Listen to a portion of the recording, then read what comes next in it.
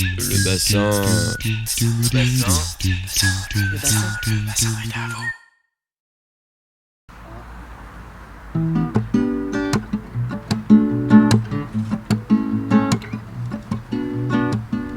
À l'aube du grand tournant, non, il n'est pas fait ce qui plaisait, pourtant tant de déjà fait. Tous ces beaux paysages-là, je peux s'en moquer, mais pousser les nuages, nous devons y pas ces pensées à lever sur cette lune les yeux, pour que nos plumes s'émeuvent et rendent fortune à nos têtes pleines de brume. Ceci n'est pas un au revoir, je pensais plus du haut. Revoir la belle histoire sans avoir peur du temps qui passe, de la hauteur, sans peur du ciel, oh ni d'éternel, non, non, non. Le temps a abjuré sans peur du sel naturel. D'une note passée, pensée relever sur cette lune les yeux, pour que nos plumes s'émeuvent et rendent fortune à nos têtes pleines de brume. Ceci n'est pas un au revoir, je pensais plus du haut. Revoir la belle histoire sans avoir peur du temps qui passe, de la hauteur. Et si tu as peur du cadran, regarde tous ces gens. Ce n'est pas un rêve, c'est la vie. Ceci n'est pas un au revoir, je pensais plus du haut. Revoir la belle histoire sans avoir peur du temps qui passe, de la hauteur. Oh, ceci n'est pas un au revoir, je pensais plus du haut. Revoir la belle histoire sans avoir peur du temps qui passe, de la hauteur.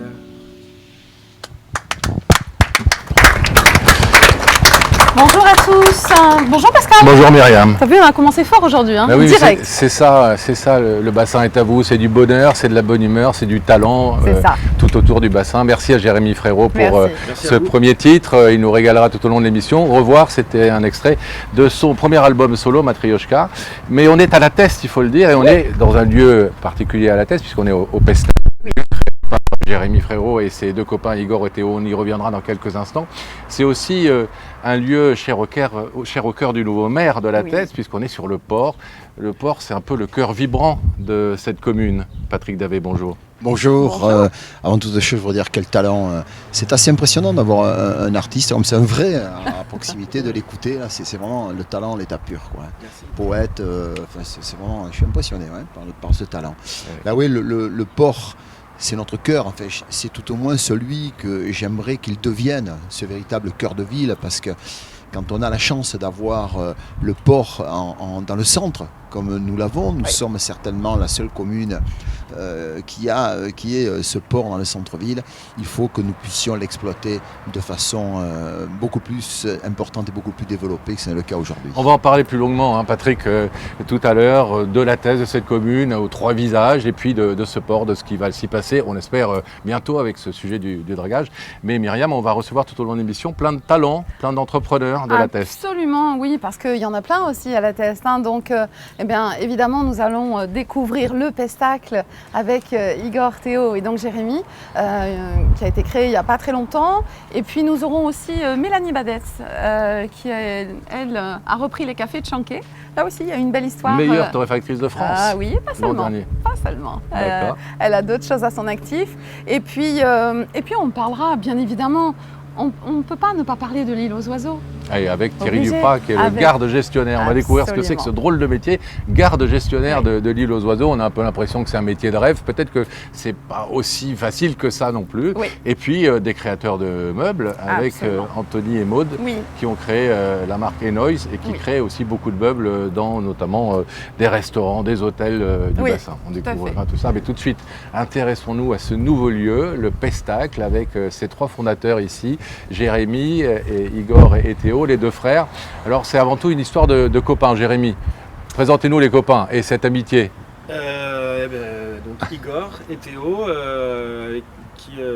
j'ai rencontré Igor en travaillant sur les plages à la Salie, en tant que sauveteur. Et puis voilà, ça fait 6 ou 7 ans qu'on se connaît maintenant, qu'on a vécu, qu'on a voyagé. Et ça a été un peu l'ordre naturel des choses d'ouvrir quelque chose ensemble. Et ce qui nous rapproche, nous, c'est la nourriture, le vin. Igor est dans le vin et les plaisirs de la vie. La fête et voilà, les plaisirs de la vie, rire. Ici, on est un petit peu comme à la maison en fait. C'est un peu l'ambiance que vous avez voulu mettre, quoi. Hein. C'est de la bonne qualité dans les assiettes, dans le verre, de la bonne ambiance, hein, avec de la musique. Hein. Et puis éventuellement de temps en temps un peu de pétanque, mais c'est un peu se retrouver comme à la maison. C'est un peu ça. Exactement. Igor. Ça a été un peu notre démarche à la base. On s'est basé sur nous une après-midi qu'on passerait éventuellement avec nos proches, notre famille, nos amis, jouer à la pétanque, boire des bonnes choses, manger de bonnes choses. Voilà, alors mange quoi justement toujours Théo? De qualité, hein. C'est quoi c'est quoi la base des plats du pestacle? On travaille, bonjour déjà, on travaille autour d'un four à bois qu'on a fabriqué au tout début des travaux quand on a rénové le pestacle. Donc aujourd'hui on est sur des pizzas qui je crois plaisent beaucoup. J'en ai entendu parler moi, je les ai pas encore goûtées mais on n'arrête pas de m'en parler donc je pense que je vais venir avec les gens reviennent pour ça. Donc d'un côté il y a des pizzas avec ce four à bois, ça a vocation à évoluer. Là on a toujours plein d'idées pour essayer de voir comment on va pouvoir étoffer l'offre de restauration. On travaille aussi beaucoup de produits qu'on va chercher dans les régions et un peu plus loin. On a un jambon noir de Bigorre qu'on achète en direct chez un producteur dans le Gers. Là c'est pareil, il y a des gens qui sont déjà revenus quelques fois pour le goûter parce que c'est une pièce d'exception et qu'on n'a pas toujours l'occasion de manger de la charcuterie. Donc des produits de qualité sélectionnés avec soin. Il y a cette vinothèque magnifique, 4 mètres. Alors ça c'est l'œnologue, c'est le spécialiste du vin qui a œuvré. C'est ça. Igor. Moi à la base je viens de la production de vin. Je ne suis pas œnologue mais j'ai fait des études d'œnologie. D'accord. Voilà. Et moi je voulais vraiment qu'on puisse venir choisir sa bouteille avec aussi toutes les étiquettes en face de nous parce que ça fait partie du travail du vigneron.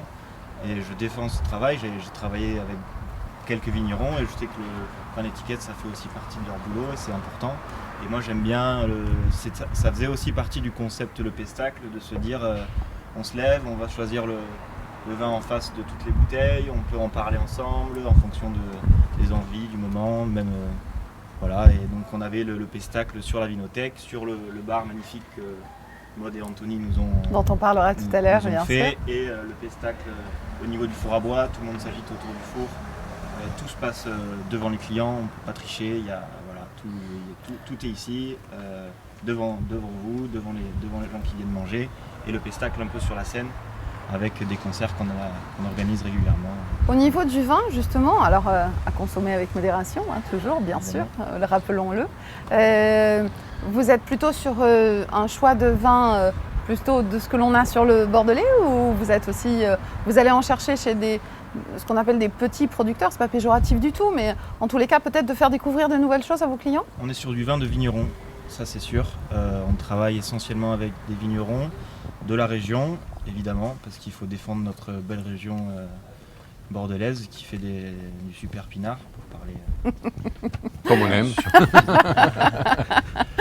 Mais on a du vin de partout en France. Très honnêtement, on a du Jura, de l'Alsace, de la Savoie, de la Corse, de la Provence, de la Loire, de l'Auvergne, du Beaujolais. On en a vraiment pour tous les goûts, toutes les couleurs. Sur une vinothèque de 4 mètres, heureusement. Oui, il y a de la place. Patrick Davé, c'est nouveau maire, des jeunes entrepreneurs comme ça, il y a des intérêts communs forcément. Forcément. D'abord, je voudrais dire que je les ai goûtés, leurs pizzas, j'y suis revenu. Et mes enfants, ils reviennent ici également, régulièrement. Donc, ce qui veut dire qu'elles sont bonnes. Moi je suis ravi d'avoir des jeunes comme ça parce que les jeunes c'est l'avenir de notre ville et moi je mise énormément sur les jeunes parce que vous savez nous avons une ville aujourd'hui, il faut quand même le dire et le redire, hein, nous sommes la plus grosse ville du bassin. D'accord, ça c'est... On est d'accord. On est dans C'est une aujourd'hui. autre On est d'accord, il n'y a pas de compète, c'est bon. Ça ne s'est peut-être pas suffisamment dit sur les dernières années, donc ils ont fait le bon choix de venir s'installer ici. Ouais, et puis je pense qu'ils ont certainement imaginé que l'avenir de la ville pouvait se situer sur cette zone-là. Évidemment. Donc je suis véritablement très ravi d'avoir ces jeunes. Je veux aider les jeunes parce que nous en avons besoin. Nous devons les garder parce que ces jeunes-là, non seulement ils font consommer les gens, mais en plus ils créent des emplois. Et nous avons donc des jeunes parce que nos jeunes ici font des études aujourd'hui. Autrefois, vous avez ma génération, on jouait au rugby, on voulait rentrer à la ville, on voulait rentrer dans différentes... Aujourd'hui c'est différent, ils veulent toujours jouer au rugby, ils veulent toujours faire la fête, mais ils font des études. Et ils ont envie de revenir ici, de vivre ici. Ça, c'est très important. C'est très important. Donc pour vivre ici, il leur faut deux choses. Il leur faut un emploi qui corresponde à leurs études et il leur faut évidemment du logement. Oui. On y reviendra.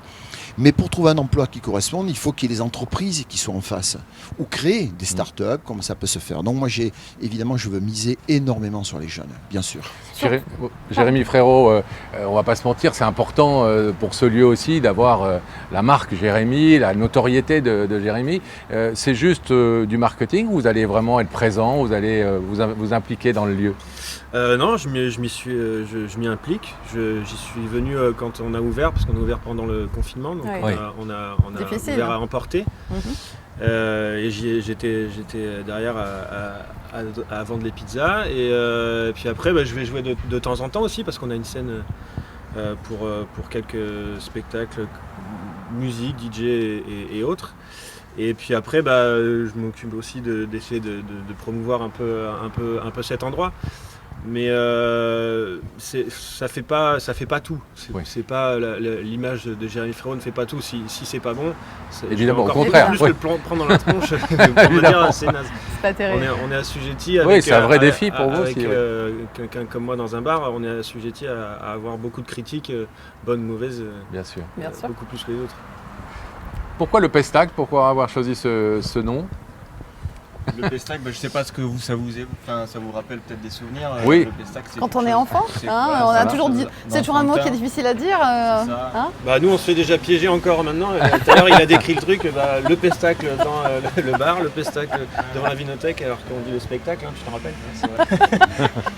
Mais je crois qu'à la base, c'était quand même. C'était mon idée. Ouais. C'était son idée, son fils qui on en parlait. Et il a sorti ça. Ouais, tu dis ça. La storytelling est pas mal quand même. Alors on va se retrouver, Myriam, dans un instant au Pestacle, ici à La Teste, près du port, avec Patrick Davet, le nouveau maire de La Teste, vous le savez. Et puis tous nos invités, il y a plein de talents à découvrir, il y a plein de belles choses. Et puis Jérémy Frérot, évidemment, qui va encore nous régaler avec deux autres titres de son premier album solo. Il y en a un deuxième en préparation, on vous dira ça tout à l'heure. À tout de suite. Bonjour, moi c'est Eric Griset, déménagement Bassin d'Arcachon.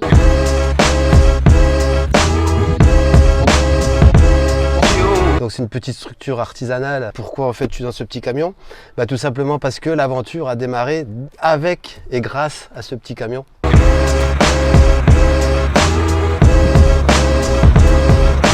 Le service et le respect, la qualité de notre travail. Quand on voit un sourire sur les lèvres des clients, c'est notre plus belle récompense et on espère que ça va durer. On porte un meuble, on porte un carton pour vous accompagner dans ce changement de vie, dans ce changement de cap.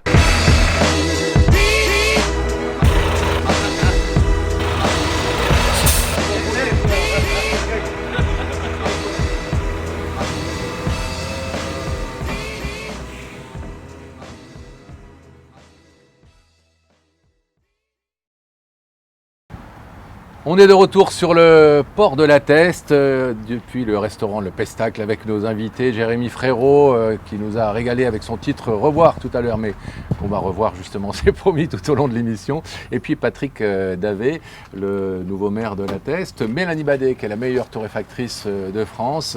On va tout savoir sur les bons cafés de Tchanké et comment on fait des grands crus de café dans le pays des grands crus de vin. Il y a aussi des grands crus de café. Mélanie Badet en est une spécialiste, mais tout de suite on va mieux connaître quand même ce nouveau maire, Patrick Davet, qui nous fait le plaisir d'être avec nous aujourd'hui. Il est là. Patrick, après plusieurs tentatives sur ces municipales de La Teste, vous n'avez rien lâché et puis c'est enfin passé. Vous êtes un homme de défi qui ne se décourage pas facilement. Je crois, c'est assez curieux parce qu'effectivement, je ne me l'étais pas totalement rendu compte, mais les gens ont été un peu impressionnés par ma détermination. Et à force de me le dire, je me suis dit, tiens, alors que pour moi c'était naturel. En fait, c'est la passion. C'est la passion qui l'emporte parce que c'est une ville dans laquelle je suis né, j'ai grandi, j'ai fait ma communion, je m'y suis marié, mes enfants y sont nés, enfin, il s'est tout passé, même mon service militaire, je ne devrais pas le dire, je l'ai fait à Cazaux. Donc c'est vraiment la passion et je ne me retrouvais pas dans ce qui se faisait, je ne m'y retrouvais pas. Donc vous savez, dans la vie, il y a deux solutions. Hein. Soit vous subissez les choses et puis vous dites rien, soit vous dites, il peut se passer autre chose dans cette ville. Parce que la nature nous a gâtés, hein, c'est de façon assez exceptionnelle. Et je me disais que les gens ne profitaient pas suffisamment de cette nature. J'en avais envie, moi, de ça. Donc je suis allé au bout de mon raisonnement. Et de votre rêve aussi. Et au bout de mon rêve. Et vous l'avez bien fait. Ça va être quoi sans faire toute l'émission avec, parce qu'on se doute qu'il y a 6 ans pour bosser, mais les 3-4 priorités essentielles de ce premier mandat. Les 3-4 priorités qui ont été évoquées pendant la campagne, alors il y en a plusieurs, enfin, pas forcément dans un ordre prioritaire, bien que la sécurité, ça a été un des sujets forts de la campagne. La santé, ça a été un sujet fort de la campagne.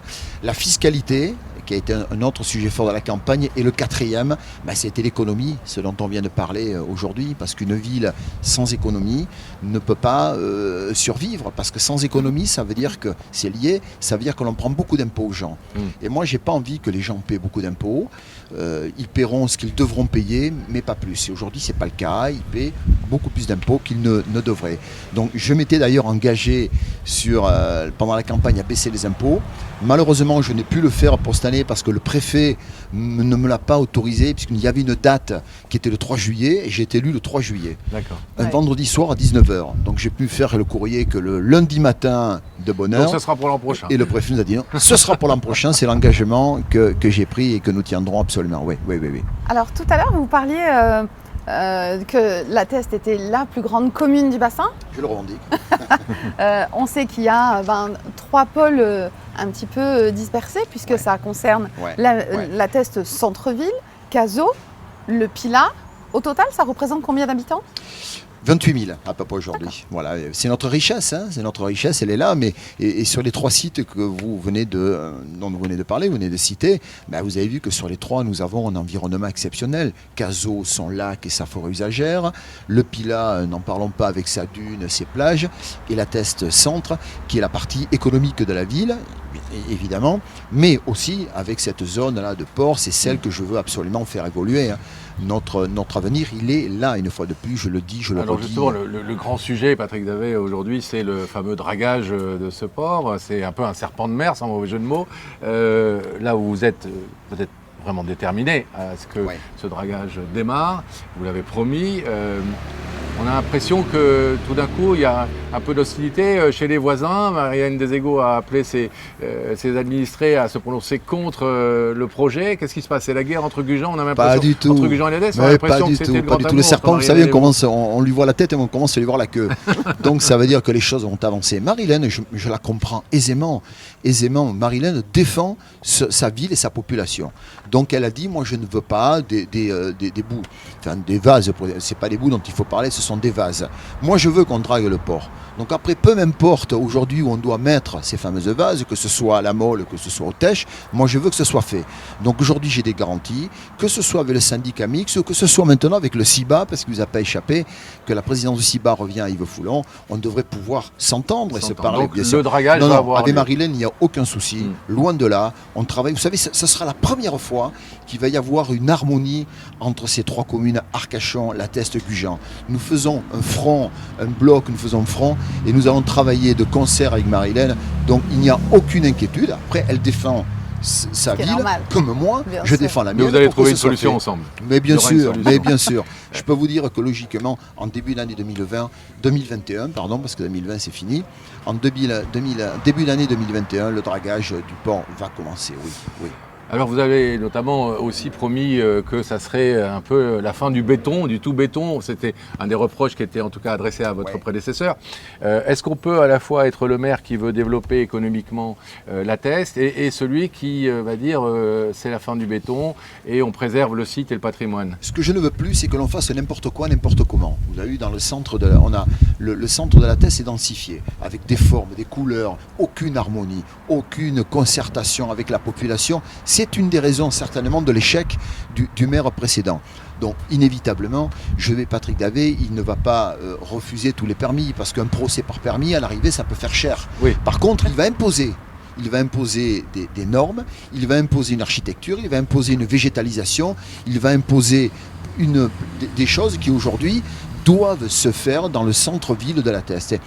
Et le deuxième élément, vous savez, de cet échec qu'il faut vite rattraper, c'est que on a beaucoup densifié dans le centre-ville de la Teste. Alors malheureusement, on n'a pas répondu à l'attente des gens qui voulaient un logement. Oui, parce que nos jeunes, tout à l'heure nos jeunes partent. La problématique des jeunes, c'est de se loger. Ils partent, nos jeunes. Aujourd'hui, comment dirais-je, la pyramide des âges s'est inversée. C'est-à-dire qu'on a une population en moyenne qui est de plus de 60 ans. Donc nous faisons partir nos jeunes qui parfois travaillent ici. On les fait partir à 30-40 km. Donc on met des voitures sur la route et ça aussi, je veux rectifier. Et donc on n'arrive pas à les loger. Donc c'est là qu'il faut travailler. Moi je suis tout à fait favorable à des logements sociaux, mais 100% pour mes habitants. 100% pour mes habitants. Et la deuxième erreur monumentale, c'est que l'on a densifié ce centre-ville.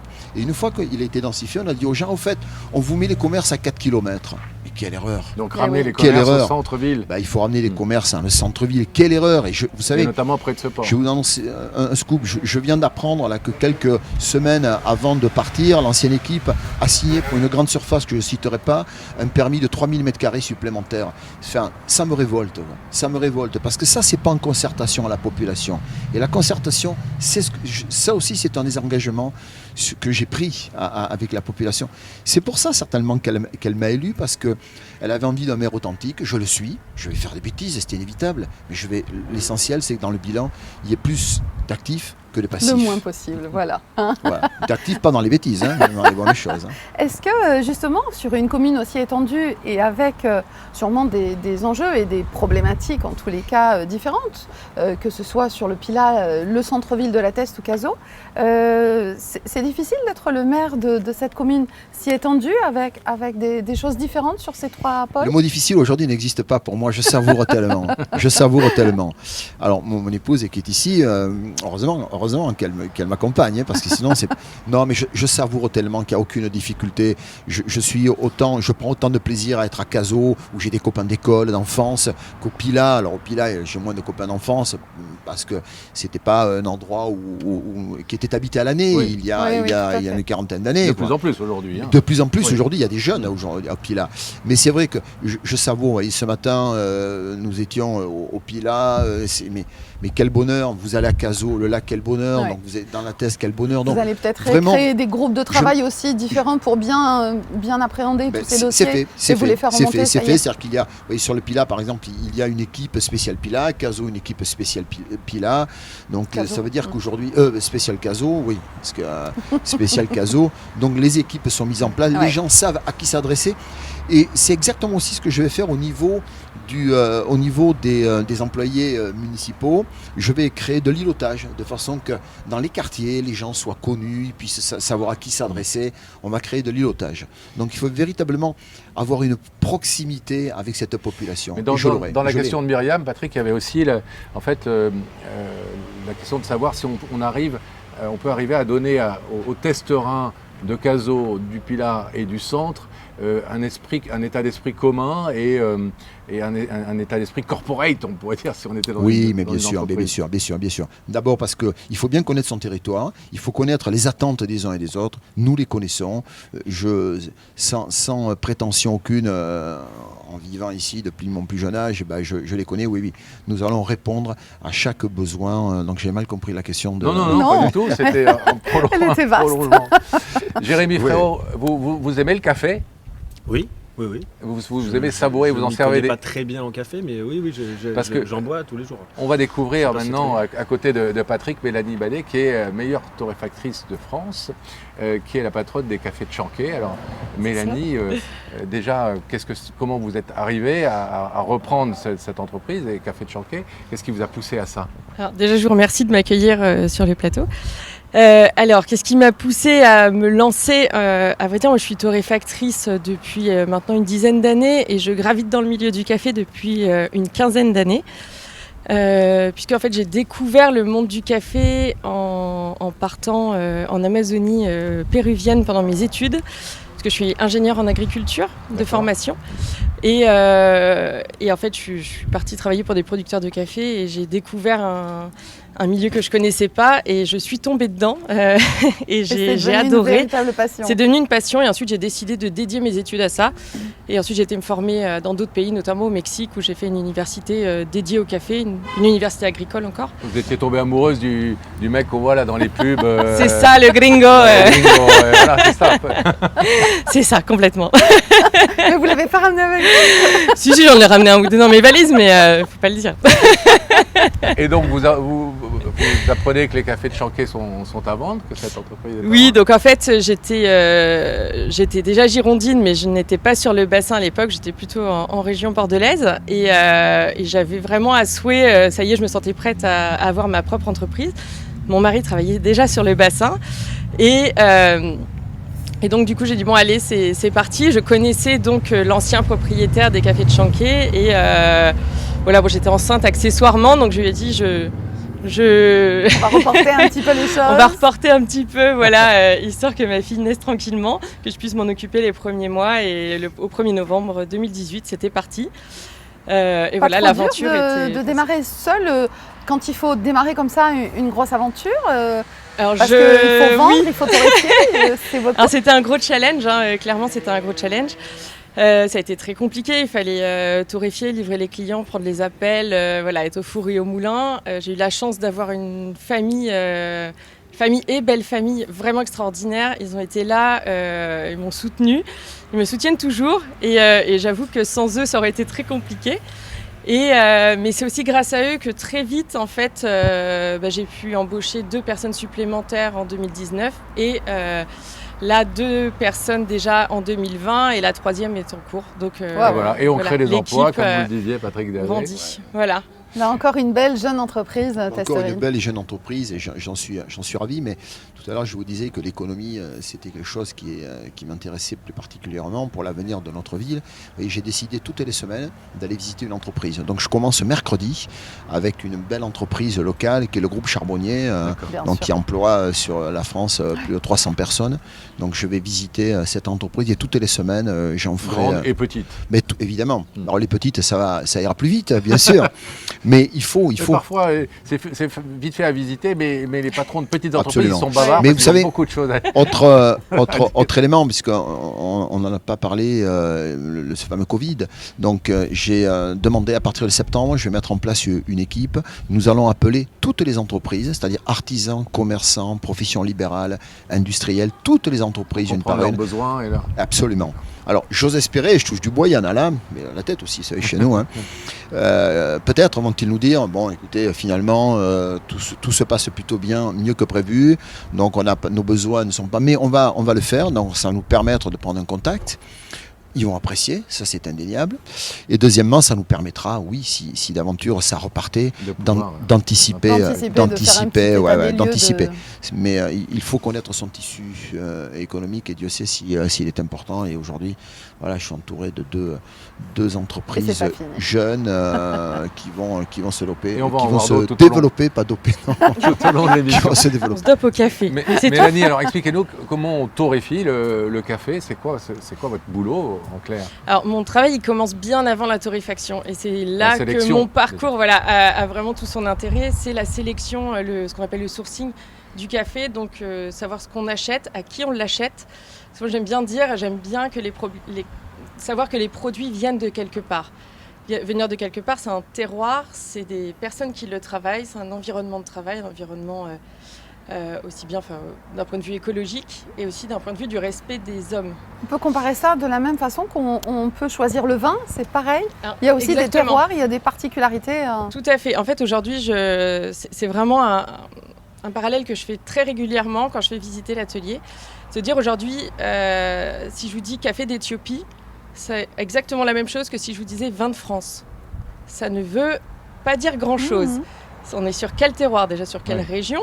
Et après, le terroir peut être plus ou moins large. On peut être à Bordeaux, on peut être dans le Médoc, on peut être à Pauillac, on peut être dans un château particulier. Ce sont des terroirs à des échelles différentes. Ensuite, quel process ? Dans le vin, on va avoir le vin rouge, le vin blanc, le rosé, les pétillants, etc. On a exactement la même chose dans le café. C'est assez peu connu, mais c'est ce que vous trouverez, par exemple, nous, sur nos paquets. On va vraiment préciser ça, le terroir et le process. Donc ça va s'appeler les cafés lavés, les cafés nature, les cafés honey. C'est en fait des process de fermentation pour passer de la cerise de caféier, puisque le café, en fait, à la base, c'est la graine d'une cerise de caféier. Oui.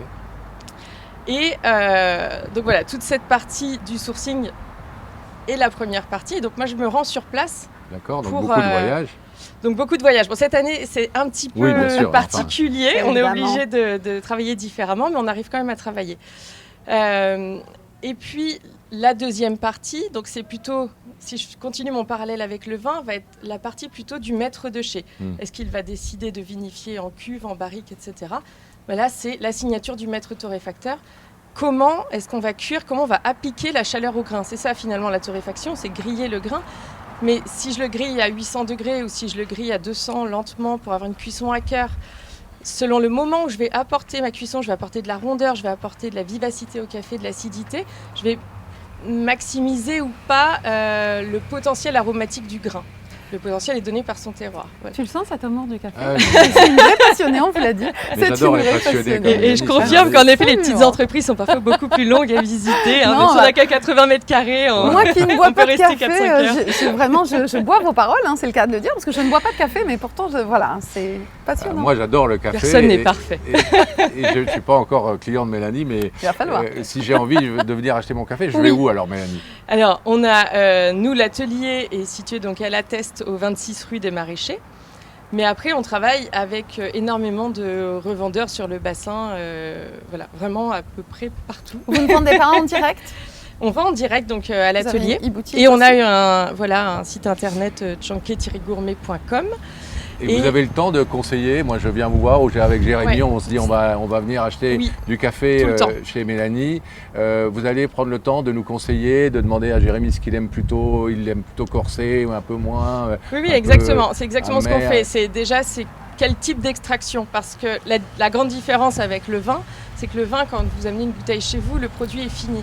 Quand vous achetez un paquet de café, le produit n'est pas fini, vous allez devoir encore extraire. Donc le type d'eau que vous allez utiliser, enfin la qualité minérale de l'eau, la température, et ensuite est-ce que vous allez le faire sur une machine percolateur type bar, les méthodes douces, la cafetière piston Bodum, si on peut citer une marque, voilà, ça va avoir des rendus très différents.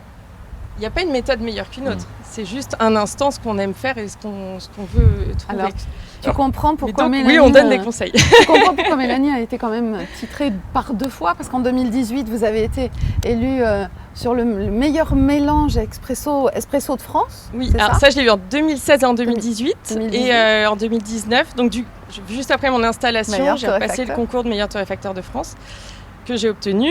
Et pour moi, c'était une double victoire, parce que même triple. Déjà juste parce que j'ai le titre, ça me fait plaisir. 2, parce que je venais juste de me lancer. Oui. Et 3, parce que j'étais la seule femme. Et j'avoue que c'était mon petit plaisir. Du coup, c'était pas meilleur torréfacteur, c'était meilleur torréfactrice. Voilà. Ouais. Et ça se passe à La Teste, Patrick. Encore une fierté. Ah oui, moi je vais dire, au-delà de la plus grande ville, je vais dire, nous sommes certainement la capitale de la passion, quoi, hein, parce que là, on a 3 passionnés dans des registres différents. Mais je peux faire une anecdote. Allez-y. Tout à l'heure, j'écoutais Jérémy et je lui dis c'est le talent. C'est vrai que la musique, c'est quelque chose qu'aujourd'hui je me dis j'ai un grand regret, c'est de ne pas jouer d'un instrument. Mais à l'époque... D'après votre femme, il ne faut pas que vous regrettiez trop. Hein. Vous allez vous chanter très mal, non? Oui, ça c'est vrai, mais je n'ai pas dit chanter, moi. Je jouais d'un instrument. On n'a pas le droit de tout dire. Mais nous avons une sacrée école de musique à la Teste, puisqu'on a un conservatoire. Malheureusement, à ma génération, le prof de musique, quand on passait devant chez lui, il s'appelait Monsieur Monteur, on entendait les claques qu'il y a. Je mes parents, ne me mettez pas la musique, je ne veux pas y aller. Non, mais j'ai le même regret que vous. Moi, j'ai effectivement abandonné aussi l'instrument un peu trop jeune. Et quand on écoute des talents comme Jérémy, on a vraiment envie de s'y remettre, mais il est un peu tard, sans doute. Il n'est jamais trop tard. Il n'est jamais trop tard, déjà. Mélanie, en tout cas, merci de nous avoir un tout petit peu fait appréhender et mis vraiment les papilles déjà en émoi. Merci à vous. En nous parlant aussi passionnément des grands crus de café. Et puis j'invite tous nos téléspectateurs évidemment à venir découvrir votre atelier parce que je pense que ça doit être encore bien plus merveilleux d'aller acheter le café là-bas que chez un revendeur. Vous pouvez aussi le déguster ici au Pestacle. Et on peut aussi bien sûr le déguster ici au Pestacle, évidemment. J'ai vu des poches de café de chez vous dans la mairie. Oui, tout à fait, la mairie est cliente. Alors je remercie la mairie. On va savourer, Patrick, un autre grand cru local, puisque Jérémy nous fait le plaisir de nous interpréter un deuxième titre dans l'émission, un titre généreux comme le sont les gens du bassin, puisque c'est Tu donnes.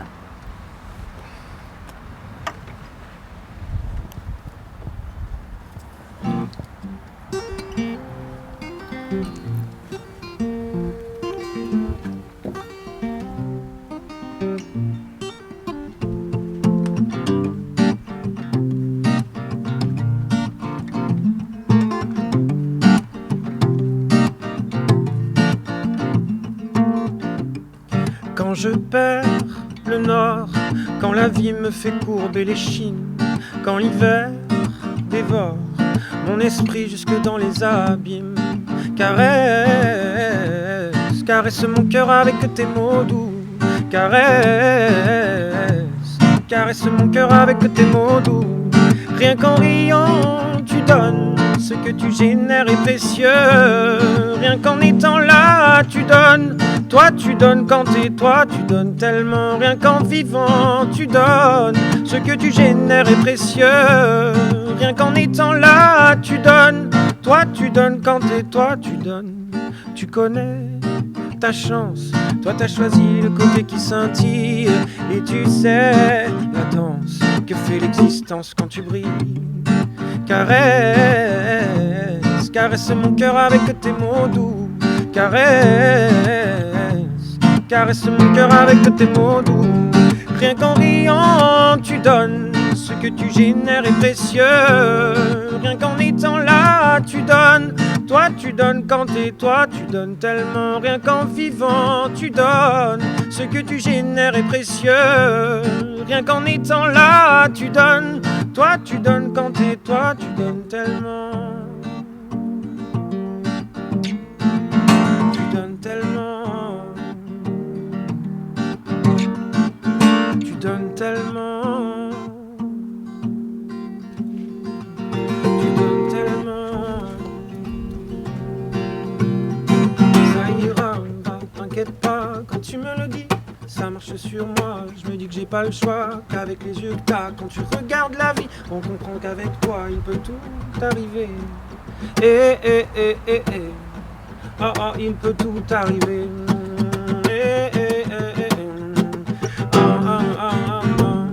Rien qu'en riant, tu donnes. Ce que tu génères est précieux. Rien qu'en étant là, tu donnes. Toi tu donnes quand t'es toi, tu donnes tellement. Rien qu'en vivant, tu donnes. Ce que tu génères est précieux. Rien qu'en étant là, tu donnes. Toi tu donnes quand t'es toi, tu donnes tellement. Toi tu donnes quand t'es toi, tu donnes tellement. Toi tu donnes quand t'es toi, tu donnes tellement. Toi tu donnes quand t'es toi, tu donnes tellement. Toi tu donnes quand t'es toi, tu donnes. Jérémy Frérot, tu donnes une magnifique chanson déclaration d'amour. On aimerait bien être la personne pour qui ont été écrits ces mots. Oui. Ils sont magnifiques. Cette chanson est pour mon associé. Ah bon? Oui. Et bien alors, une chanson pour l'associé, mais en tout cas une déclaration d'amitié. Ça pourrait aussi être une déclaration d'amour. Jérémy Frérot qui nous accueille avec ses associés Igor et Théo au Pestacle sur le port de la Teste, avec Patrick Davet, le maire de la Teste, pour ce 3e numéro de Le Bassin est à vous, Myriam. Mais oui, on fidélise maintenant. Merci de nous être fidèles. Absolument. Et puis, on va rêver un petit peu, encore plus. Tiens. J'espère bien. Bah oui, on va partir au milieu du bassin. On va aller parler de l'île aux oiseaux parce que c'est un lieu magique qui fait rêver tout le monde, aussi bien les habitants du bassin que tous ces touristes qui viennent ici, et notamment avec ces fameuses cabanes chanquées. Et pour ça, on va découvrir Thierry Duprat. Bonjour. Bonjour Thierry. Alors Thierry, vous êtes le garde gestionnaire de l'île aux oiseaux. Tout à fait. Alors comment on devient garde gestionnaire? C'est une longue histoire. Les gardes gestionnaires sont connus plus sous le nom de garde littorale.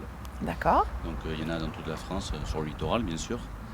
Et pour devenir garde littoral, il faut avoir des études, des connaissances multiples, que ce soit en horticulture, en gestion, en patrimoine, en communication. Voilà, tous les sujets sont longs et variés. Alors c'est un métier qu'on imagine un peu carte postale bien évidemment, mais vous allez nous expliquer que c'est pas aussi simple que ça et que c'est pas rose tous les jours. Mais alors moi j'aimerais bien que Thierry Duprat me raconte une journée type du garde gestionnaire de l'île aux oiseaux en plein été. Alors justement la journée type, je sais jamais comment elle va se dérouler. C'est ça l'anecdote. Une journée type en été, c'est on part sur l'eau, parce que je fais aussi beaucoup de bureaux, mais des fois on part sur l'eau. Et on arrive et on découvre des fois 200, 300, 600, 800, jusqu'à 1500, voire 3000 bateaux, ce qui représente à peu près jusqu'à 10 000 personnes au moment T, on compte sur place. Sachant que le site fait 1690 hectares à marée basse et 250 hectares à marée haute. Des fois, c'est comme au supermarché, les bateaux font des créneaux. Voilà. Donc mon premier boulot, c'est la protection, la gestion humaine, l'aménagement, c'est tous ces sujets qui sont vastes et qu'il faut mettre en application l'été. Donc à la fois informer, expliquer, un peu réprimer un petit peu et réprimander. On délègue au maximum avec les services de police locaux, que ce soit la gendarmerie, nautique, les CRS, les MNS, les services de police municipale du Ferré. Enfin voilà, étant au centre du bassin, il y a beaucoup de pouvoirs de police. Oui, il y a une coordination entre tous ces services de façon à préserver quand même ce lieu. Et alors un 12 décembre, par exemple, la journée de Thierry Duprat. Le 12 décembre, on met des suivis en action qu'on va mettre sur le terrain, que ce soit, je parlais un peu scientifiquement, d'entomologie, dictiophone, étude des poissons, étude des insectes. Il y a plein de sujets de protection et d'animation. Et puis il y a aussi la stratégie que l'on va développer sur la gestion, parce que la gestion, elle se fait sur 12 mois, mais aussi sur 7 ans, par un plan de gestion que l'on élabore. Et justement, là, on est au terme du premier plan de gestion. Donc on est en train de préparer le prochain. Exactement. Les 7 prochaines sur la phase années. Analytique et sur toutes les propositions que l'on n'a pas fait et qu'on va essayer de remédier. Alors, quand on parle de l'île aux oiseaux, on pense forcément aux 2 cabanes chanquées qui sont devenues l'emblème même du bassin, mais il y en a plein d'autres, des cabanes. Combien au total? Alors d'abord, l'île a une particularité, c'est qu'elle a une partie publique et une partie privée. Donc il y a 42 cabanes sur le domaine public et 11 sur le domaine privé, dont les 2 cabanes chanquées qui sont sur le domaine public.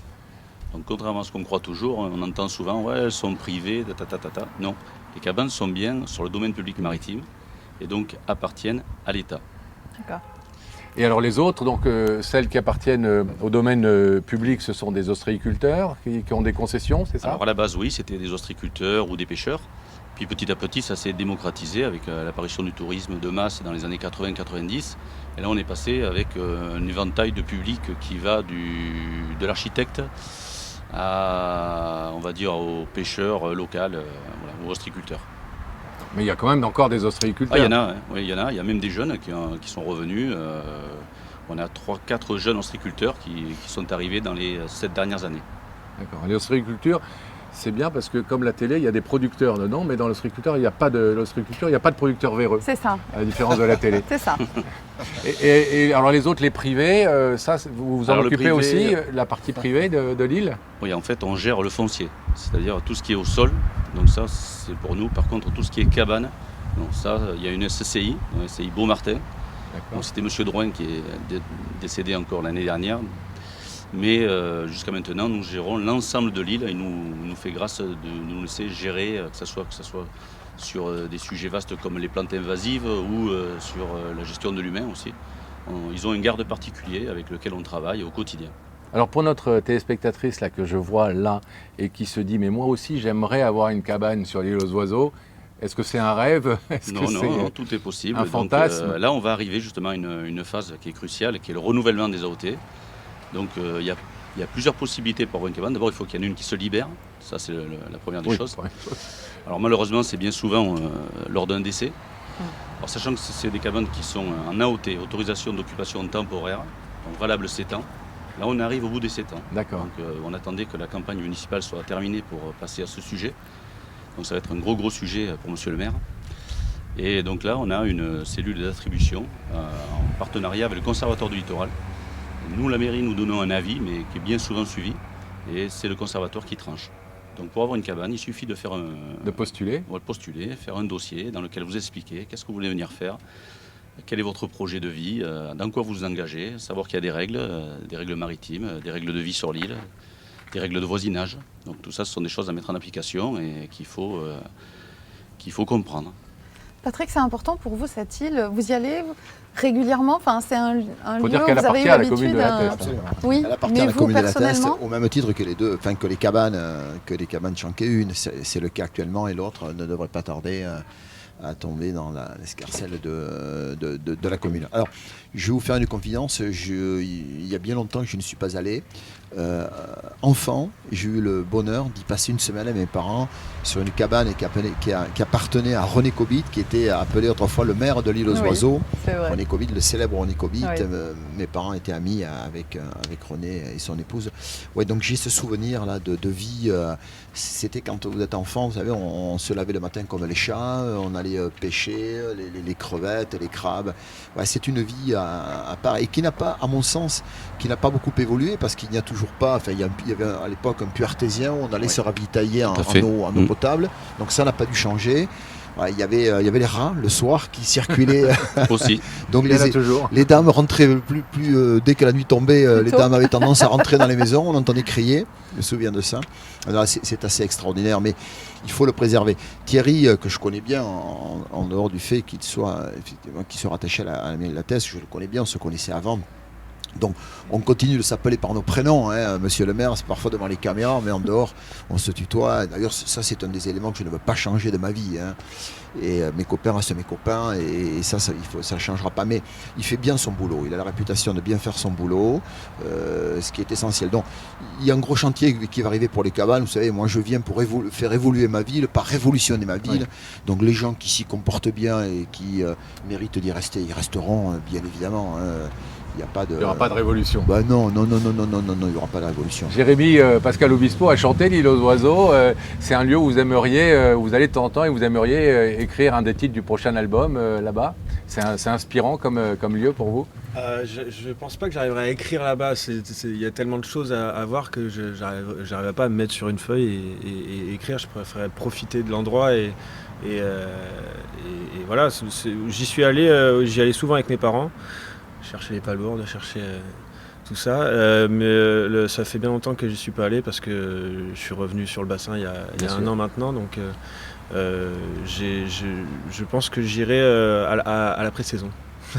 Oui, une fois que ça sera un petit peu plus calme. Pour éviter les créneaux parce que je risque de faire des conneries avec mon bateau. Il ne faut pas oublier que Jérémy, si Pascal Obispo a chanté Les Oiseaux, quand tu étais en duo, vous avez chanté le bassin d'Arcachon. Oui, c'était d'ailleurs au niveau de la Cobasse, quand c'était au niveau quand on appelait le répondeur, c'était la musique la musique d'attente, c'était la musique d'attente. C'était la musique qui passait. Et c'est resté quelques années. Thierry Duprat, l'île aux oiseaux, c'est aussi, elle ne porte pas son nom par hasard, évidemment une faune très importante avec beaucoup d'espèces d'oiseaux qu'il faut aussi protéger. Ça fait aussi partie de votre job. Tout à fait, c'est notamment 350 espèces qui sont représentées tout au long de l'année. Hein. Donc on a beaucoup d'espèces de limicoles et de passereaux pour les initiés. On a une espèce emblématique qui est le gorge bleu à miroir blanc. Pour ceux qui connaissent les rouges-gorges, c'est la même chose avec le plastron bleu, le point blanc au milieu. Voilà. Donc c'est un oiseau qui se reproduit essentiellement en mai et juin et qui est le plus présent en reproduction de toute la côte atlantique sur l'île aux oiseaux. Donc des enjeux aussi et des stratégies qu'il faut mettre en œuvre pour essayer qu'il n'y ait pas d'interaction avec le public, on va dire. Alors si vous avez un conseil aujourd'hui, profitez de cette émission, à donner à tous ceux qui vont découvrir l'île aux oiseaux, qui ont envie d'y débarquer peut-être, etc. Alors il n'est pas interdit de débarquer, notamment par rapport à d'autres sites emblématiques de la ville. On peut aller avec son chien, il suffit de le tenir en laisse. Donc on ne veut pas faire, moi je dis toujours, on essaie de faire une réserve, mais pas une réserve d'Indiens pour que les Indiens ne puissent pas y aller. Il faut qu'on essaye que tout le monde connaisse ce site, notamment nos enfants, et qu'ils puissent connaître entièrement cette île. Et donc pour ça, on a mis une barrière, on va dire, imagée, en face, qui s'appelle l'arrêté Prémar, donc préfet maritime, qui date de 2014, où on interdit les bateaux de rentrer dans l'île, mais il suffit d'être en avant, enfin en amont de cette barrière, et on peut poser le bateau et à marée basse, aller cheminer dans tous les estailles de l'île, tranquillement, personne ne vous dira rien. En étant respectueux, là encore. Exactement. Et de la faune et de la flore. Et de la flore, tout à fait. Entendu. Si vous aviez une requête à adresser à votre nouveau maire? Monsieur le maire vient d'arriver, donc c'est une augmentation, pas tout de suite. Hein. Non, je pense que il y a beaucoup de travail à faire, ça c'est sûr, il y a des gros sujets, on a parlé de la Cavantianquet, ça va être l'un des gros sujets à venir. On a aussi mis des AOT en cinégétique, c'est-à-dire pour les chasses de tonnes, c'est l'un des patrimoines qui est important aussi. Il y a beaucoup de sujets. Il faut renouveler puisque les 7 ans arrivent à terme, donc forcément il y a plein de nouvelles choses à étudier. Oui, tout à fait. Moi j'en aurais une requête, il vient de dire quelque chose qui m'a... Non, c'est que dans un sens les requêtes. Non mais elle est positive, qui vient effectivement m'interpeller. Il doit y avoir sur la Teste beaucoup de petits testerins qui ne connaissent pas l'île aux oiseaux.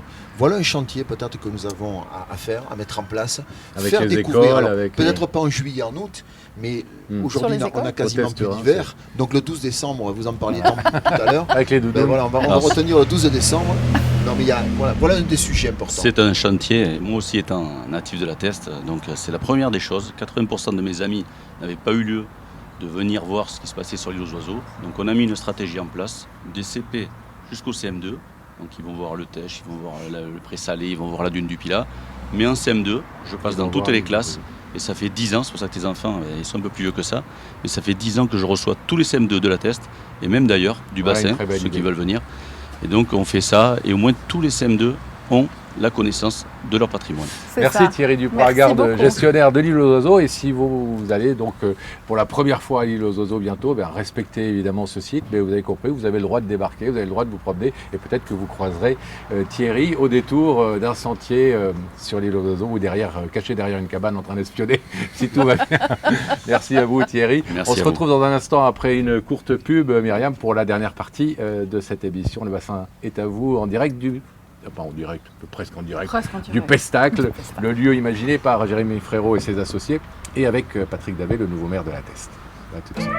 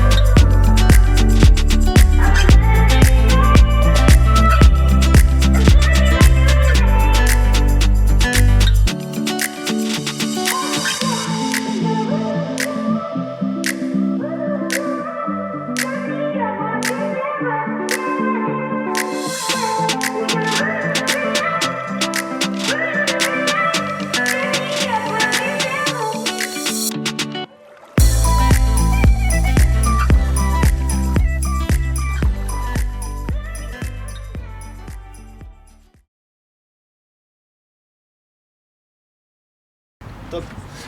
Merci d'être fidèle à cette émission. Le bassin est à vous. Vous savez, une émission itinérante pendant tout l'été. On va se promener un peu tout autour du bassin. On est aujourd'hui à la Teste, au Pestacle, le lieu imaginé par Jérémy Frérot et puis ses deux associés, Igor et Théo Saunier. On y est bien au Pestacle. Je vous invite vraiment à venir découvrir cet endroit. On y mange bien, on y boit bien. Il y a des très beaux meubles aussi là. Et puis on est avec Patrick Davé, maire de La Teste, tout au long de l'émission, à qui on n'a pas rencontré parce qu'il connaît tout le monde, mais peut-être un peu mieux découvrir certains des talents et des entrepreneurs de sa ville, comme à vous d'ailleurs, puisque c'est le propos de cette émission. Absolument, et puis on va faire connaissance avec des jeunes entrepreneurs aussi, encore et toujours Testerin, là, tout juste sur le port encore, puisque c'est Anthony et Maud de Enoise Design. Et oui, je parlais de meubles, c'est pas pour rien. Non, en effet. Alors, dites-nous tout. Bonjour à vous. Bonjour, merci de nous avoir invités. Alors, Enoise, c'est une marque aujourd'hui, c'est un emblème qui est de plus en plus connu, dont on parle de plus en plus, et pour cause, parce que vos créations, on peut les découvrir dans beaucoup d'établissements du Sud-Bassin, en tout cas, en attendant que vous veniez un peu nous voir au nord aussi. Alors, Anthony, on va commencer par mot d'honneur aux femmes. Bonjour. Quelle est votre formation et comment vous avez créé Enoise ? Ça a commencé il y a quelques années, on s'est rencontrés il y a 6-7 ans. Moi je sortais d'école de communication visuelle et puis j'étais passionnée par le design, par la décoration. Et petit à petit on a monté en fait Enoise et on a commencé en fait à se lancer. Vas-y, prends la parole. En fait, on s'est rencontrés un peu par hasard avec des amis et je lui ai demandé de me faire mon logo pour Enoise. Ouais. Et du coup, on a commencé comme ça et puis après, on s'est plus quitté, quoi. Ouais. Alors, comment vous travaillez tous les deux ? Anthony, c'est vous qui faites plutôt, qui fabriquez, c'est Maud qui dessine, en fait, vous concevez ensemble ? Voilà, c'est ça, on conçoit un petit peu ensemble. Elle, c'est plus la touche directrice artistique qui prend le relais. Moi, c'est plus la technique et puis le bois, le métal, et on mélange un peu tout ça et puis hop, ça fait Enoise. C'est ce qui fait cette harmonie, en tous les cas, à la fois de simplicité, mais d'élégance. Dans tous les cas, parce qu'on ne retrouve jamais les mêmes choses parmi tous les différents lieux et restaurants qu'on peut avoir sur le Sud-Bassin, là, entre autres. Vous vous adaptez vraiment au lieu, à vos clients. Il y a vraiment une recherche artistique, on va dire, une vraie. En plus, moi, ce qui me plaît, c'est qu'ils ont appelé ça un studio de fabrication. J'aime bien ce nom-là pour vous, pour vous représenter. Non. Enoise, en fait, il l'avait ramené du Brésil. Ça veut dire, en gros, c'est une expression brésilienne pour dire on est là, on fait quelque chose en ce moment tous ensemble et on partage ce moment et il y a quelque chose de bien qui se passe. Donc c'était déjà l'idée de faire quelque chose à plusieurs, de mélanger en fait les goûts, les couleurs et en même temps de faire du sur-mesure pour chaque personne parce que chaque projet est particulier. Et en mélangeant un peu la décoration, la signalétique pour ma part, donc tout l'aspect PAO, et puis le design mobilier pour Anthony, qu'on arrive en fait à créer quelque chose d'unique pour chaque personne. Vous travaillez aussi bien le bois, la fibre naturelle, le verre, les métaux. C'est suivant l'inspiration et suivant ce que vous demandent les clients ? Oui, c'est ça, suivant la demande, suivant un petit peu l'ambiance qu'on veut créer et puis... c'est vrai qu'aujourd'hui on est dans des choses très brutes, très naturelles, on adore cette tendance et c'est quelque chose qui nous parle beaucoup. Donc qui vous inspire vraiment. On a essayé vraiment de... Ce qui est là aussi, bien sûr, au Pestac. Voilà, au Pestac, mais ouais, ça évolue tout le temps et on essaye tout le temps de se remettre en question sur les formes, sur le design, de créer beaucoup en fait. On essaie vraiment de créer des choses à chaque fois. Alors c'est important de le dire, parce qu'on a parlé pour l'instant de lieux publics, etc. C'est vrai que vous êtes présent à la Salis Sud, au Bikini, au Pub Mira, ici évidemment au Pestac, mais vous créez aussi pour des particuliers. Oui, aussi également pour les particuliers. On va essayer de développer un petit peu plus des collections un petit peu pour les particuliers.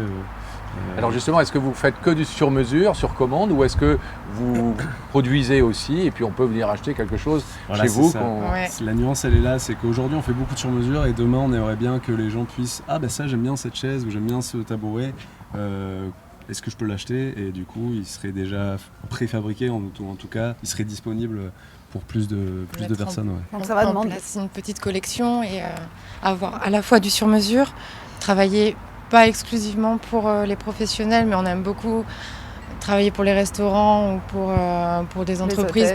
Voilà, parce que c'est quelque chose, c'est toujours de bout en bout. Donc on a vraiment un beau projet, un beau suivi.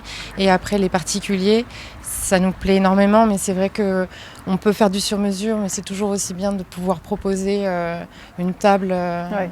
Donc il va falloir avoir un petit showroom. Voilà, ça va demander de l'évolution en tous les cas et plein d'autres choses, peut-être aussi de redonner vie à des objets à recycler ou à leur redonner vie peut-être aussi. Peut-être, on a un peu fait, on n'a pas encore exploré.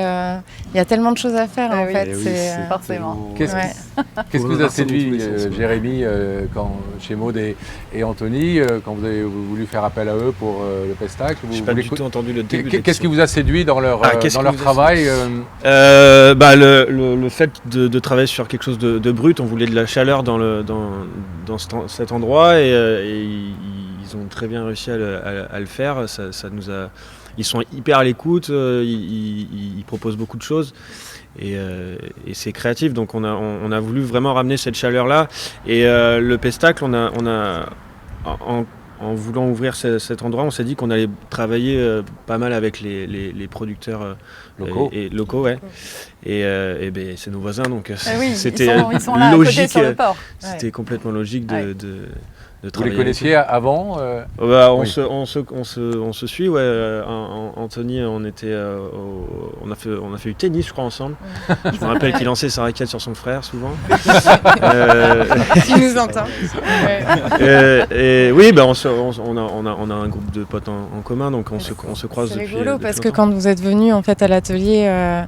Tu as redécouvert, tu suivais Noise, mais tu ne savais pas qui était derrière. Et tu as redécouvert Anthony. Ouais, voilà, c'est exactement ça. Ouais. Je connaissais Noise avant de savoir que c'était Anthony qui. D'accord, c'est intéressant. Donc vous aviez flashé sur le travail avant de savoir que c'était votre vieux pote de tennis qui faisait ça. Donc aujourd'hui, l'enjeu, c'est effectivement de créer des collections pour développer un peu. On est avec le maire, vous avez entendu, il a dit qu'il faut créer des emplois. Vous en êtes déjà à envisager d'embaucher ou... On y réfléchit, on a fait des collaborations déjà et je prends pas mal de stagiaires du lycée de la mer par exemple. J'ai pris un premier apprenti aussi pendant cette année, donc bon, malheureusement ça a été un peu compliqué, mais on va continuer en fait dans ce sens. Et dans tous les cas, il faut qu'on apprenne à faire plus confiance. Et puis, vous êtes déjà dans la transmission d'un certain savoir-faire que vous avez. Vous êtes déjà dans cette transmission-là, c'est bien. C'est un peu compliqué en tout cas pour moi, parce que j'ai pas eu de formation vraiment ni dans le bois ni dans le métal, donc de transmettre. Vous êtes autodidacte complètement. Donc ça met un peu plus de temps. Mais c'est souvent les meilleurs formateurs, les autodidactes. Et puis quelque part, il va y avoir un partage entre l'apprenti qui lui va apprendre des choses peut-être un peu plus formelles et c'est là où c'est intéressant parce que le partage se fait. Oui, c'est vrai. Patrick, vous vouliez intervenir? Oui.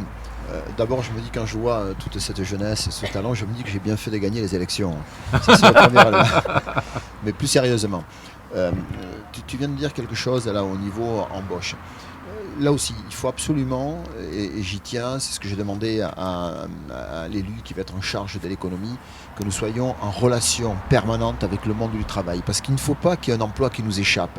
Quand on est en capacité sur la commune à pouvoir répondre en matière d'emploi à un emploi précis, technique, parfois, il ne faut pas qu'il nous échappe. Il faut qu'eux sachent qu'ils seront en relation avec la mairie, ils appellent en disant « je recherche tel type d'activité ». Dans mon secteur, et nous, on serait en capacité de pouvoir leur dire tiens, nous avons quelqu'un. Ça puisse être un testerun si possible. Mais exactement, parce que ça veut dire que cet testerun va le garder. Oui. Lui, il va pas partir à Bordeaux ou ailleurs chercher un emploi s'il peut être ici. Et parfois, c'est pas le cas aujourd'hui. C'est pas le cas. Il y a des jeunes d'ici qui partent parce qu'ils ne savent pas qu'il y a un emploi qui se cherche sur place. Et quand eux, ils cherchent quelqu'un qui vient de l'extérieur, le problème, c'est le logement. Voilà. Donc, il faut il faut résoudre ça. Et pour cela, il faut qu'il y ait une relation permanente avec ce monde du travail.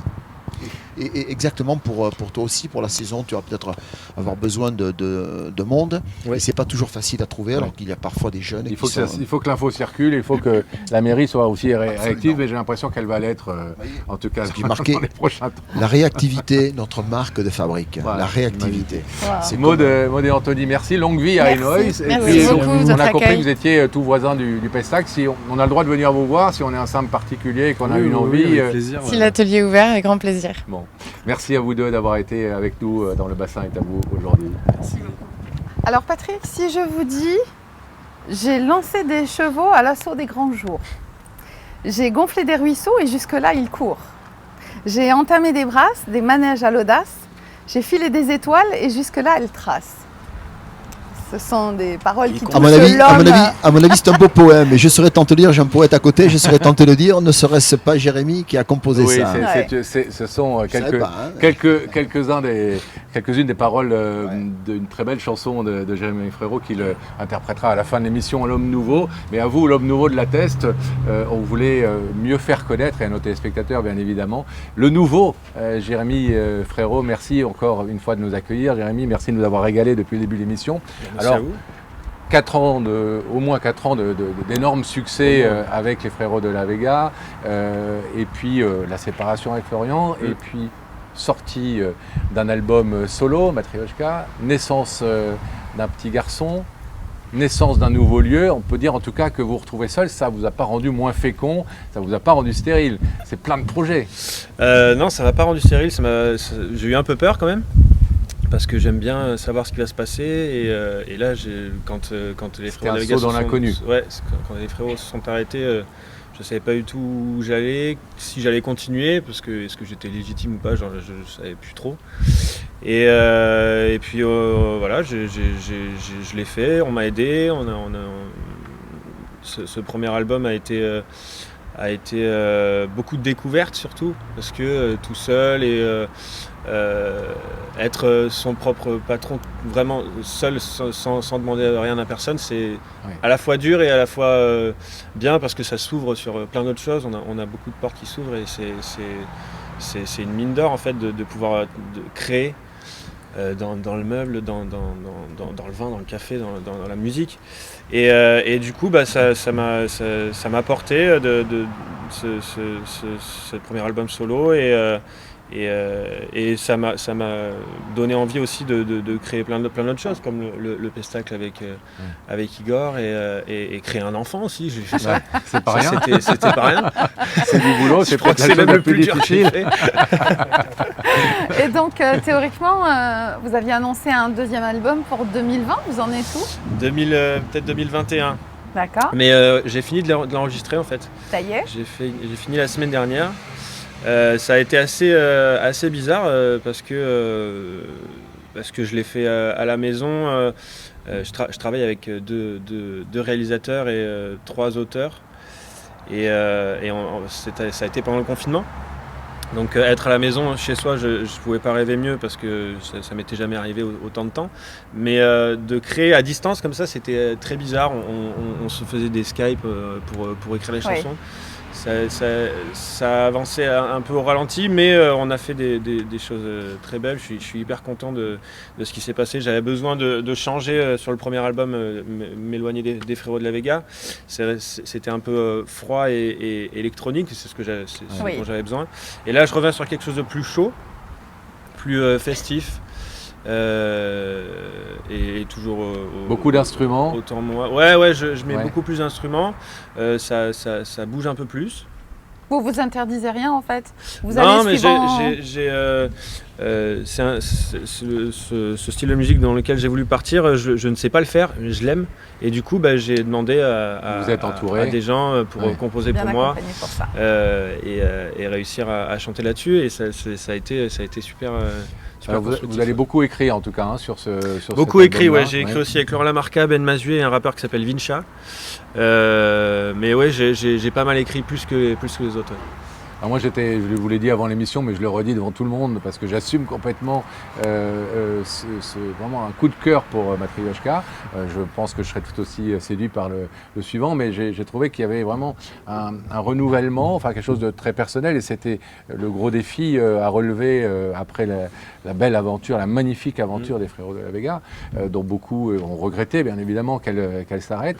Et à la fois, effectivement, il y a quelque chose de fidèle, et il y a quelque chose de très personnel aussi dans cet album. Donc on attend avec impatience le deuxième, donc il faudra encore attendre un petit peu jusqu'à l'année prochaine. On va essayer d'aller vite. Il y a encore plein de choses à faire. Il y a une pochette d'album à trouver, il y a des clips à faire. Mais on va. En tout cas, moi j'ai qu'une hâte. Les chansons sont finies, je fais que les écouter, et j'en ai marre de les écouter tout seul. Donc, envie de faire partager tout ça. Alors vous êtes réinstallé, vous le disiez, il y a à peu près un an ici, dans sur ce bassin. Ça faisait 25 ans que grandi. J'ai grandi. Moi, j'ai grandi à Gujan-Mestras. Après cette aventure, vous étiez parti par Mons et Parvaux pour les tournées. Exactement. À Paris, 3 ans, à Marseille, 4 ans. Etc. Et pourquoi avoir voulu vous revenir? C'était important pour vous? C'était nécessaire? Dans ma tête, j'étais jamais vraiment parti. J'ai déprimé fort quand je suis parti pour la musique à Paris. Je me suis retrouvé à Saint-Denis dans un appartement pour essayer de décoller un peu. Et c'est marrant parce que quand on est enfant ici, on ne se rend pas du tout compte du paradis que c'est et de la chance qu'on a. Ouais, on vit, on est dans cette nature-là, et quand on arrive dans un autre endroit, il y a quelque chose qui nous manque. L'odeur d'ici, elle est particulière, l'odeur de la pluie sur la route, l'odeur des pins, l'hiver, l'été, tout est beau. Et voilà, on s'en rend pas du tout compte. Donc j'avais besoin de revenir ici, et il a fallu que je négocie un peu. Mais ça se passe bien. Ah oui, ça s'est très très bien passé. Et puis je suis très famille et copain, donc j'avais besoin de revoir tout ça. Et puis vous êtes aussi très engagé, justement, vous parliez de nature, mais vous êtes très engagé par rapport à tous ces soucis écologiques et à l'environnement. Oui, complètement. Avec Surfrider notamment. Surfrider Foundation, on fait quelques événements ensemble. On participe notamment au ramassage des places que la TES fait très très bien. Et tous les ans en plus, donc je trouve ça très beau. Et voilà, chaque concert, j'essaie un peu de diffuser leur message à travers quelques idées, quelques envies, et essayer un peu d'éduquer les gens. Alors je suis pas du tout moi à 100% comment dire, pas en accord, mais oui, c'est difficile. Je suis pas un modèle en tout cas, oui. et donc mais en tout cas essayer d'en parler, essayer de l'expliquer, ça c'est quelque chose qui est hyper important, surtout pour les générations futures qui sont déjà très bien éduquées là-dessus. À l'école, ils le font souvent, et ils ont beaucoup plus de notions de protection de planète que nous. Ce que vous mettez aussi en place au Pestacle, tout au moins vous essayez au maximum. Comme vous le dites, c'est pas toujours évident. C'est pas toujours évident. On a beaucoup de convictions au début, et puis après on va essayer de faire chaque chose en son temps. Mais en tous les cas, vous le faites aussi au Pestacle. On essaye. Ouais. Alors vous avez créé ce restaurant à la TES alors que vous êtes gujanais. Marie-Hélène Desego vous n'en a pas voulu, elle vous a pas... Non, pas du tout.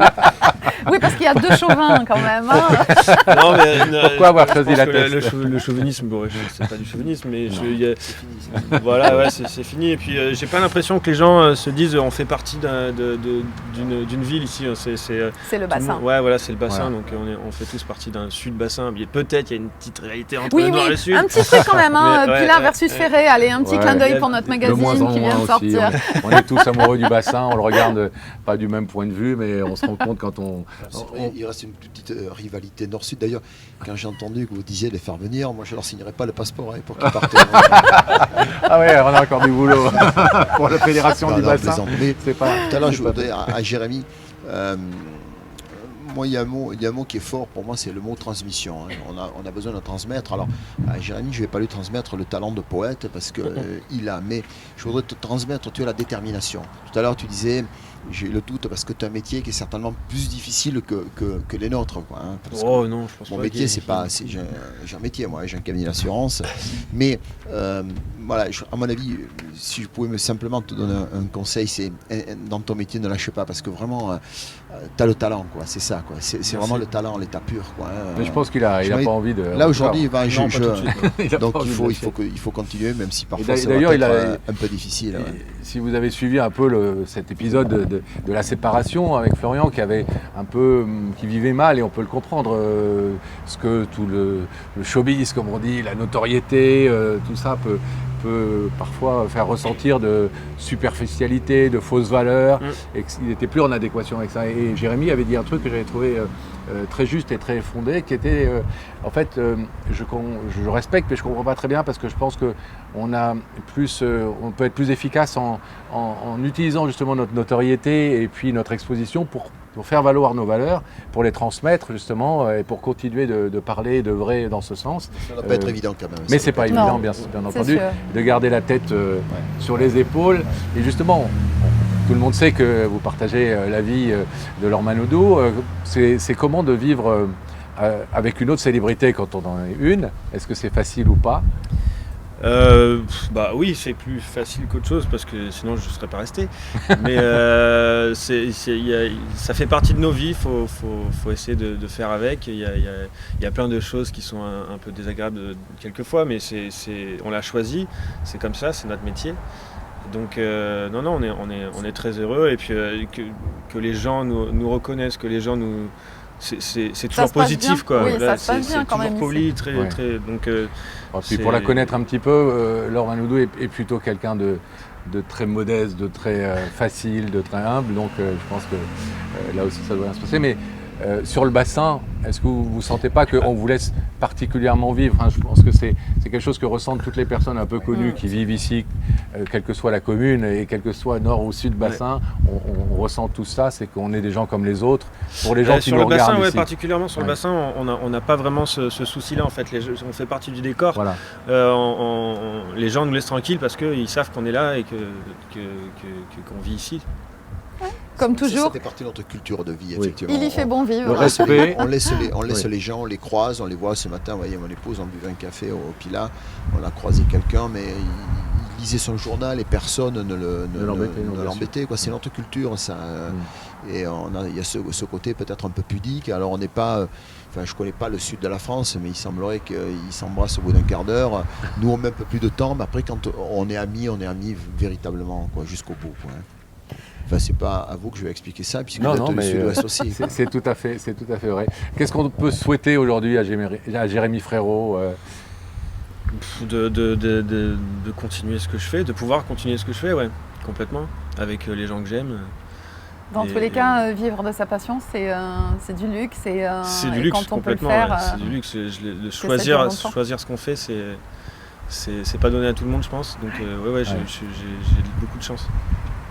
Avec beaucoup de talent. Donc on attend avec impatience la sortie du deuxième album dans quelques mois. Oui. C'est le moment de conclure cette émission. Oui, parce qu'on était encore bien là. Les meilleures choses ont une fin. Oui, forcément. Alors on va remercier d'abord Igor et Théo Saunier de nous avoir accueillis au Pestacle, ici sur le port de la Teste.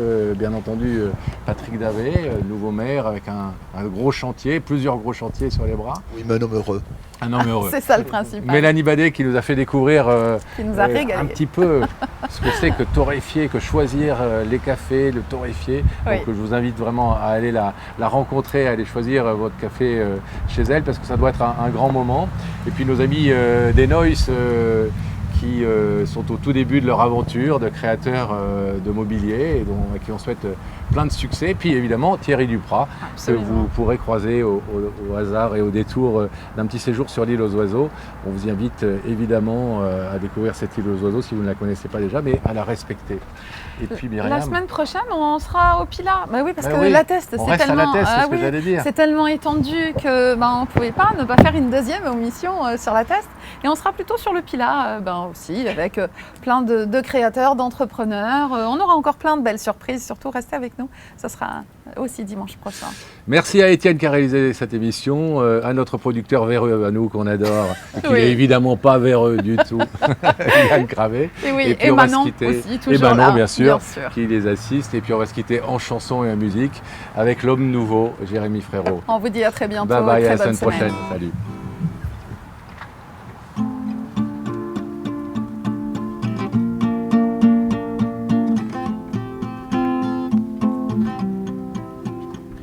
J'ai lancé des chevaux à l'assaut des grands jours, j'ai gonflé des ruisseaux et jusque-là il court. J'ai entamé des brasses, des manèges à l'audace, j'ai filé des étoiles et jusque-là elles tracent. Je suis de l'eau et je dérive, l'homme est de trop. Je suis de l'eau là sur la rive, l'homme au galop. Je suis de l'eau, des hauts, des rêves, des idéaux. Je vois de haut et je me lève, l'homme nouveau. J'ai joué des secousses, soufflé des feux de proue. J'ai planté des comètes et jusque-là elles bougent. J'ai entamé des brasses, des manèges à l'audace, j'ai filé des étoiles. Et jusque-là elle trace. Je suis de l'eau et je dérive. L'homme est de trop. Je suis de l'eau là sur la rive. L'homme au galop. Je suis de l'eau, des hauts, des rêves, des idéaux. Je vois de haut et je me lève. L'homme nouveau.